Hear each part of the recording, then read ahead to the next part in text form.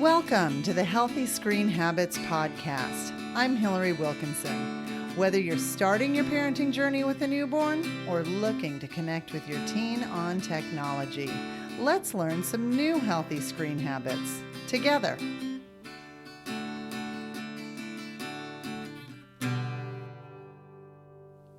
Just a note about today's episode. Due to the nature of the content and discussion, we are going to recommend this be specifically for listeners over 18.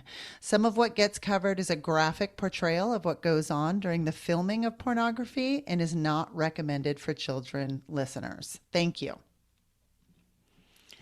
As the founding president and CEO of the nonprofit Culture Reframed, Dr. Gail Dines has been researching and writing about the harms of pornography for well over 30 years. Gail hit the attention of many after presenting to the American Academy of Pediatrics back in 2016, when she referred to pornography not only as a moral dilemma, but as a public health crisis. She's been called the world's leading anti-pornography scholar and activist, and I'm so honored to be welcoming to the Healthy Screen Habits podcast, Dr. Gail Dines. Thank you so much. I'm thrilled to be here. One of the things that's different about your organization is its base in research. So many times when we hear about pornography, it comes from this place of moral messaging, and your organization, Culture Reframed, is different. Is that an intentional move by you? Oh, absolutely. Because, well, first of all, I myself am a professor emerita. So, I was in the academy for over 30 years. So, of course, what we say, and especially when you're dealing with a controversial topic like pornography, you need to be science-based and evidence-driven. Otherwise, you just get classed as some, right-wing moralist telling people what they should and shouldn't do in the bedroom. And we couldn't be further from the issue than that. Our issue is what is happening to our young people, given that they're growing up in a culture that is saturated in pornography. And we have so much empirical research now that tells us this, that really, this is the position. We want to get this research out. We want to provide solutions. That's why we developed Culture Reframed, because it is really the first science-driven, evidence-based nonprofit to deal with pornography. Yes, and greatly needed. So today's children are experiencing a very different type of sex education and upbringing than certainly you and I did. Mm-hmm. And I was wondering if you can kind of give sort of a historical background of how did we get here? Can you explain the present state of childhood? Yes, well, how we got here is think about, generations ago where, and it used to be boys, where their first introduction was to pornography was usually their father's Playboy or their brother's, Playboy. And what you would see would be maybe a naked woman, smiling in a cornfield with no clothes on. And your access to pornography was somewhat limited. You could only steal so many copies before it became clear. And they couldn't get into pawn shops. You had to show you were over 18. So what happened in 2000 when the internet became domesticated is that the porn industry cannibalized the internet. But it has to be very clear here. It wasn't just that the porn industry cannibalized the internet. The porn industry actually helped build the internet.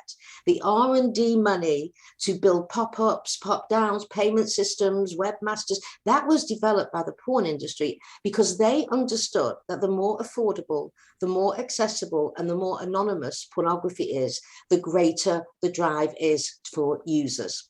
So it understood its market very clearly. So pornography has been out there developing the internet. And in fact, interestingly, when you go to the biggest porn show in Las Vegas in January, which is run by Adult Video News, the porn show takes 2 floors and the largest electronics conference of the year takes the floor above. And you see them going up at the same concurrently. Same hotel. You see them going upstairs and downstairs because it's almost meshed into one industry.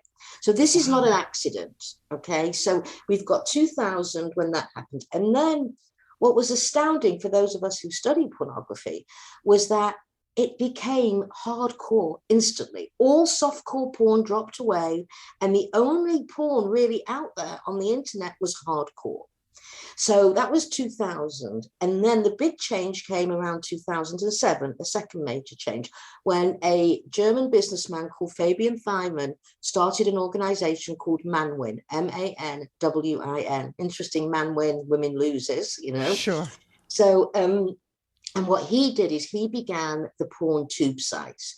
So he developed Pornhub, X videos, all of these sites that were mirrored after YouTube, where you got free material and content.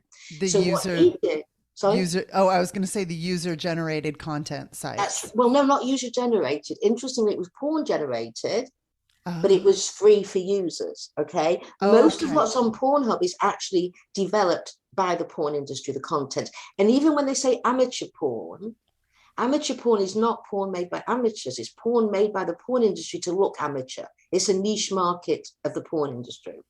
So the most of the actual content is produced by the porn industry. But what is similar to YouTube is you can look at it all for free.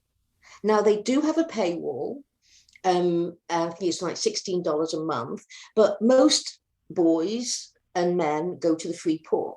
So now let's think about this. You've got two things happening. Number one, porn has become hardcore. So when you go on Pornhub, all you see is the type of porn that 2 generations ago, you would have had to go into a porn shop. You would have to know somebody who would carry that level of hardcore porn. That was not on the shelves. That's now what your average 8-year-old boy gets to when he puts boobies or butts into Google or through, and now increasingly boys are getting their porn through Instagram and YouTube and also Snapchat. And that's no accident, by the way, because there are now porn industries or companies set up that liaises between the social media platforms of the kids and the porn industry. So this is no accident that kids are getting it through Instagram and YouTube. So let me explain to parents what's going on, because there is a study done that found that there's this thing called a parent naivete gap, where parents do not know what porn looks like today, and they often underestimate by a factor of 10 how much porn their kids are looking at. So you have a kind of perfect storm here, which is the kids know exactly what's going on. They can get to it for free. It's hardcore, and there's no adult around them who knows what's going on.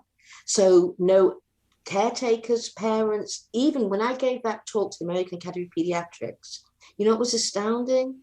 Around 10,000 pediatricians were there, and none of them, as far as I could see, had ever thought about pornography, ever. Right. And that is what I want to continue talking about after this break. Are you looking to get your child a phone but don't know where to start? Good news. Healthy Screen Habits has done the legwork for you, and our answer is Gab Wireless. Gab Wireless created the phone that parents have all been asking for. It can text but doesn't receive or send pictures. It looks like a smartphone with a touchscreen, has talk, text, calculator, calendar, FM radio, and alarm functions, but no internet. Setup is super easy. Plug it in and start charging. Activation is free, shipping is free, and the best news is that Gab Wireless phones start at under $100. Now, even more good news. You can get $5 off your order of a Gab Wireless phone by using the promo code HSHABITS. That's HS Habits, like Healthy Screen Habits, but short. You can find a link to Gab Wireless under the Tools tab on our website at www.healthyscreenhabits.org. Press and hold the tab menu and look under Products We Endorse in the drop-down menu. My guest today is Gail Dines, a recipient of the Myers Center Award for the Study of Human Rights in North America, and author of numerous books and articles. Her latest book, Pornland: How Porn Has Hijacked Our Sexuality, has been translated into 5 languages. There is no one better globally to talk to than Gail Dines about this topic. And so I want to use this time to ask you, Gail, what do you wish parents understood about porn? Maybe we can even just start with what's the definition of hardcore porn when you're discussing that. Well, rather than the definition, let's ask what does the porn industry produce? That's rather than define it. Let's define it by how the porn industry operates. So again, the average age of looking at porn, and some studies say 8 to 11 for a boy. Now there's a study out of the UK that says as young as 7. And although I live in the US, I obviously follow the research all over the world. So let me tell you, a boy puts boobies, butts, or whatever, or tits into Google, or gets to it through Instagram and Snapchat, and ends up on Pornhub, the most visited porn site in the world, which is up there, by the way, with Facebook and YouTube in terms of visitors. Porn site, Netflix, Amazon, and Twitter combined, just so we know how large this is. So let's think of the average boy's journey. He's put whatever into Google. Now he thinks, if he's lucky, he's going to see a pair of breasts, or maybe a naked woman. He is not prepared to be catapulted into a world of sexual violence and torture. And I don't use those words lightly. So let me tell you what studies have found that are the main acts that whatever category you hit on, whether it's babysitting, stepbrother, stepmother, MILF, whatever, you will get the same acts. So the most common act in pornography is choking a woman with a penis, where the penis is so far down her throat, she starts to choke and can't breathe. And sometimes she vomits and they leave the vomit scene in. Strangulation, which is hands around the throat, where she is often strangled to the point, I've seen women pass out on Pornhub. So strangulation, absolutely every scene ends with usually 3 to 4 men ejaculating on her face. So the average scene is a woman being orally, anally, vaginally penetrated from anything from 3 to 5 men, because the thing now they do in porn is called double vag or double anal, where there's 2 penises in the vagina and 2 in the anus. This is what the boys are seeing, where she's being spat upon, where her hair is being pulled, her body is being rammed into by these men orally, anally, and vaginally. And they're calling it every name imaginable. And the end is that they all ejaculate all over her face, especially into her eyes. And in fact, before COVID shut down the porn industry, one of the big problems was a antibiotic resistant strain of gonorrhea of the eye was going around the porn industry for women because of so much ejaculate in the eye. This is what the average 8-year-old will see when he puts porn into Google. I'm not exaggerating. No, it is, because I want us to take for a moment what that boy is experiencing. He's experiencing terror, fear, anxiety, self-loathing, because the older they are, the more likely they are to be masturbating to it. So they've also got the bodily arousal and fear. And it actually, what you've got is a traumatic stew sitting in his body. And what we know about trauma is if you do not deal with the trauma, you keep going back to the site at which the trauma first happened. So that boy will keep going back to porn sites. So they've built in trauma as part of their business model to create porn addicts. So in our organization, we don't just look at what happens to the women and the girls in pornography and the effects of them, but also how our boys en masse are being traumatized. And then what we need to realize is after boys have watched this, they then go out and practice those on real girls and women. So the critical thing here to understand is that mainstream porn is violent, hardcore, cruel, misogynist, and it is destroying our boys as well as our girls. We cannot have another generation of boys growing up on pornography. We are beginning to see some terrible statistics. For example, it used to be that when boys of around 11 to 15 raped girls, who on average were 8 to 12, they were raping the girls because they themselves had been raped. What we're hearing now from the child protection agencies is increasingly, first of all, the age of, and I hate to use this word, rapist, is between 8 to 11, and his victim is about 4 years old. And he's not being raped himself. When they do the intake interview, where did you see this? Pornography. And just recently, I spoke to a child protection person who told me that she just had a case of a 6-year-old boy and an 8-year-old boy penile raping a 4-year-old girl, which I didn't know was possible at 6, penile raping her, and they were taping the rapes. Where do they get this idea? So this is why we call pornography a public health crisis. And everything I'm saying to you is backed up by research. Nothing I say right, is just an anecdotal thing. It is research driven. So we are in such a crisis. I mean, our job is to educate parents, caregivers, all medical experts whose job is charged with taking care of children. Can you talk about the ways that you see porn becoming this a new sort of sexual script for teens? Porn is the sexual script for teens, right? Porn is now the major form of sex ed. And again, this is backed up by studies. The sexual script of pornography is that girls and women are disposable sex objects to be used and abused for men's pleasure. That is the key script of pornography. And the key script for boys is that they have no moral compass. They are, in fact, the image of boys and men in pornography is they are life support systems for erect penises.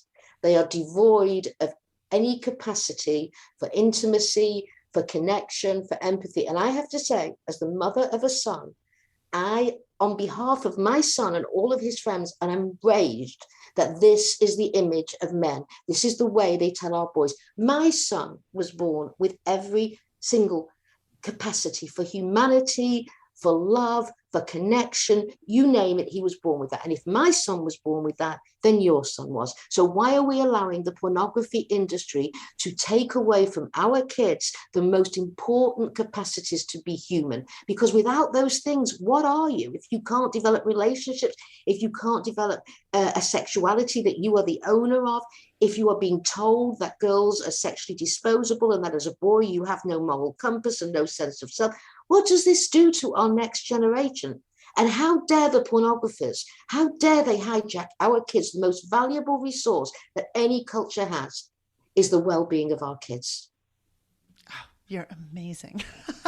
I want to get pom-poms and signs, and you fire me up, Gail. Great.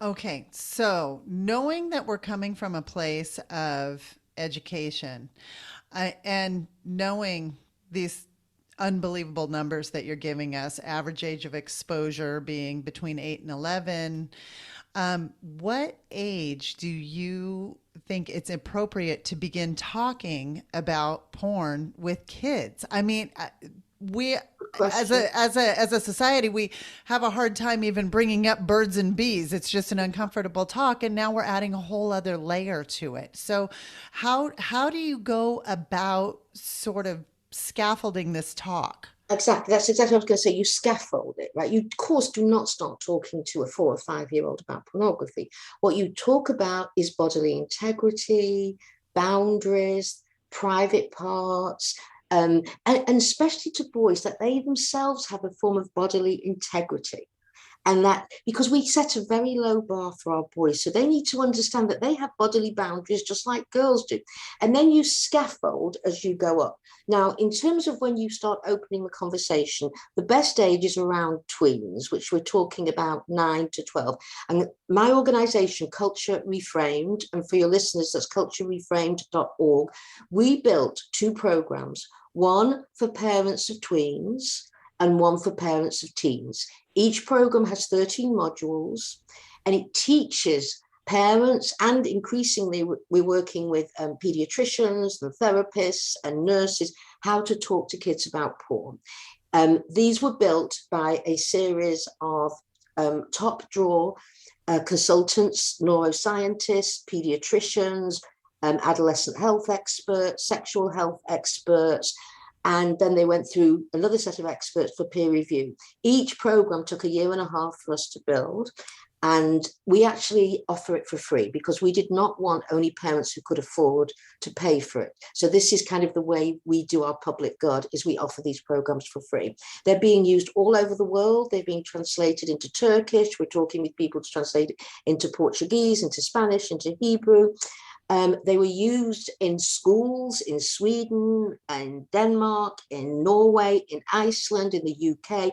They're so robust, these, and they're also user-friendly. So you can go in for 5 minutes, 5 hours, 5 days. We have videos in there. And some of these videos you can actually watch with your kid.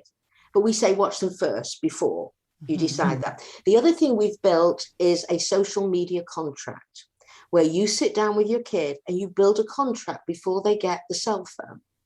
And if you've already given your kid a cell phone, doesn't matter. Go to the contract on our website and go through it. And you make your kid, well, you don't make them, you have discussions. We don't believe in sort of punishment-driven parenting. We believe in collaborative parenting. So we say use this this contract with your kids as a pedagogical tool. Because what you're doing is you're protecting your kid. Your kid needs to understand you're on their side. You're not here as a parent telling them what they can and can't do just because you're setting these boundaries, but you are on their side. And if you don't speak to your kids about porn, believe me, the porn industry will. And we want to get there way before the porn industry does. So that's one thing we have is our programs, again, which are free, culturereframed.org. You go in and click on our programs. The second thing we're doing, which your listeners might be interested in, is we are organizing the first ever sex ed conference, which builds in a critical porn lens on how you develop sex ed in kids. The title of it is Taking on Porn, Developing Resilience and Resistance Through Sex Education. We have sex educators from all over the world, from England, from Canada, from the US, from Italy, from Turkey, India, doing best practices. What are the best practices ways to teach sex education? Because what happens, first of all, most sex education is terrible. Secondly, it doesn't act as if the kid is coming to the class with a sexual template already formed by porn. It ignores pornography. There's no way you can teach about intimacy and connection and loving relationships to your average 12-year-old boy who's already looked at pornography numerous times. So we have brought together these group of experts for 2 days, October the 2nd and October the 3rd. And if you go on our website, culturereframed.org, there's a save the date up there, which describes what the conference is about. And we will go live on August the 20th with registration. And again, it's October the 2nd and 3rd, and we will go live with registration on August the 20th. And we're expecting that hundreds, if not thousands of people, because there's never before been a conference on this topic. And I'll have that link in our show notes as well. So people can just go onto the healthyscreenhabits.org website, go to podcasts, and then click down to find this episode, which is episode 3. And we will link that in there, the Culture Reframed. So you have easy access to that. Thank you for those resources. I think it's so important as we're building all of these healthy screen habits. I think this is a hugely important one because the pornography industry has commanded so much of this stage. So I have one more question for you before we take our next break, and that's how do you suggest we take this conversation with teens and other porn users away from being this moral issue and address it as the public health issue? Just because I can tell you, as you know, the mom on the street type thing, mom in the parking lot, you bring up the term pornography, and you'd very definitely get a response, and most people take a step back and want to view you in a different light. And do you have any tips on how to talk about it so that it addresses it just as this public health issue? Yes. Well, the way to do it is this is a multi-billion-dollar industry that produces a toxic product. You would not allow your kids to be smoking at 8 years old. You would not be handing them a beer at 8 years old. Why? Because we understand that kids are not ready for these things. So I would put it in the same way as the alcohol industry, the tobacco industry, other predatory industries who are out to get our kids young because we know that they develop then lifelong addictions. This is not a moral issue. It's a public health crisis because the domino effects on the boys who use this pornography, we know from studies, they have increased anxiety, depression, self-harming, dropping out of academics, more likely to do risky sexual behavior, more likely to sexually harass and rape. And then we know from the girls who be more hypersexualized, they're more likely to be anxious, depressed, self-harm, have risky sexual behaviors too, more likely to be raped. This is why it's a public health crisis. It's not an individual. We understand, for example, that pollution is a public health crisis. Why? Because the solution is not telling a parent to help their kids stop breathing polluted air. You need a collective solution. So we come at this from a public health approach using a set of multidisciplinary academics, activists, medical experts who pull together our programs and work with us. And that's how you do a public health approach. You break down the silos between the doctors, between the social workers, between the teachers, and you come up with a holistic plan of how to help and support your children. And in this case, ours is how to build resilience and resistance to porn culture in our children. We're going to take a little break. And when we get back, I'm going to ask Gail Dines for her healthy screen habit. Do you know what's happening during your child's online exchanges? As well-intentioned as we are, often reading every text message, post, and email is just not realistic. This is where Bark comes in to help. Founded in 2015, Bark Technologies provides a parental control app that monitors and alerts parents to online threats. Bark was created for parents by parents to offer a better, easier, and more effective way to keep children safe online. Bark monitors posts and messagings for things like signs of bullying and communication with dangerous strangers. Bark's algorithms analyze all activity and issue parents notifications via their chosen communication method. Gain peace of mind and get 10% off of Bark service for life by using the Healthy Screen Habits link. Go to our website at healthyscreenhabits.org, click on the Tools button in the drop-down menu, and look for products we endorse to find Bark. It will be the easiest click you make all day. Peace of mind is just a bark away. On every episode of the Healthy Screen Habit podcast, I ask each guest for a healthy screen habit of their own. This is a tip or takeaway that our listeners can put into practice in their own home. Do you have one you can share with us today? Well, I think we could do a whole show on this. Absolutely. Yeah, but let me tell you what I think, I know this isn't easy, but I think the best, healthiest screen habit is turn off the screen. And I understand, of course, that many people need it for work and that the kids need it for homework, absolutely. But when that's done, turn the screen off, have family life, go out into nature, become embodied, because if social media and screens do anything, they disembody us. They remove us from each other, from nature, from all the connected relationships that matter. And indeed, there's research that shows this. So as difficult as this may be, I would say the best tip I can give is make sure you have built in to the day a time when you turn off the screen completely. I love it. Maintaining that kind of sacred space, as it's called in other areas. So, Gail, if people would like to find out more about yourself or Culture Reframed, what do you think is the best place for them to look? Okay, so go onto our website, culturereframed.org. And then we have lots of stuff there. And then from culturereframed.org, you can just click onto our parents program, which are again free. And I would also suggest that they really do save the date of October the 2nd and 3rd and come to our conference, because it's directed at parents, at teachers. We're expecting a whole multiple different groups coming. And these are going to be people in one place who are never normally in one place. The experts, the theorists, the ones who deal with children in multiple levels. So I would suggest that you come to our conference as well. So look out on the Culture Reframed website as well, because we will have the link on August the 20th to buy tickets. Wonderful. Well, thank you so much for spending some time with me today. And I certainly learned a lot. And not all of it was pleasant, but it was all important. Well, thank you for inviting me on. It was an honor to be a guest. I really appreciate it. Thank you.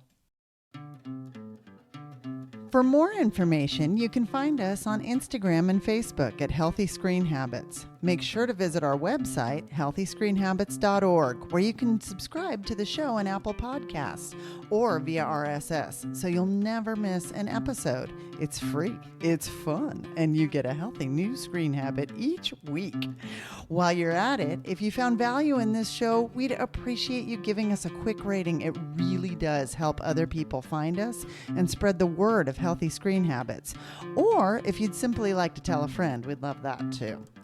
I so appreciate you spending your time with me this week, and I look forward to learning more healthy habits together.